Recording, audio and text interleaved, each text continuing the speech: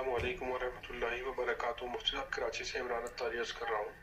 बाज़ औक़ात मस्जिद में जमात खड़ी हो चुकी होती है और हम वज़ू करके जा रहे होते हैं, तो बाज़ औक़ात आखिर में एक आध चुल्लू जो है हाथ से पानी भर के पी लेते हैं। अब मस्जिद में जैसे ही जमात में शामिल होते हैं तो पानी तो हलक में उतर चुका होता है, लेकिन मुंह में जो है ना वो पानी के कह लें असरात होते हैं।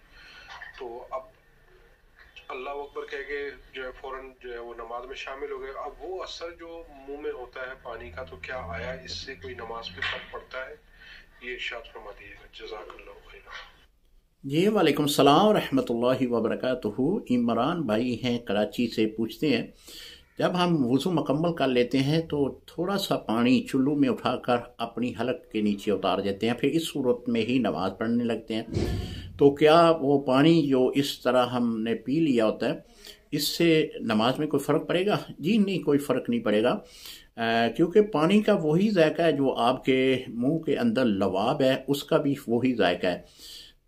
कोई भी खाने वाली चीज़, मिसाल के तौर पे आपने चाय पी है, खाना खाया है, तो हालत वज़ू में आपने ऐसा किया है, तो अब ये है कि आप कुल्ली करें ताकि आपके मुंह से वो जायका ख़त्म हो जाए।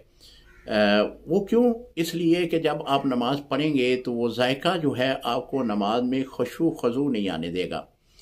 आपके नमाज में भी आपकी तवज्जो जो है वो जायके की तरफ रहेगी, जिसकी बिना पे उलमा ने लिखा है कि कुल्ली अच्छी तरह कर ले ताकि वो जायका जो मुंह के अंदर जो भी खाना खाया है, चाय पी है या कोई भी इस तरह के मामलात हैं, उसका जायका अच्छी तरह ख़त्म हो जाए, फिर आप उसे इस्तेमाल करें, नोश करें, अपना नमाज पढ़ें, तो शरन कोई मज़ायका नहीं है।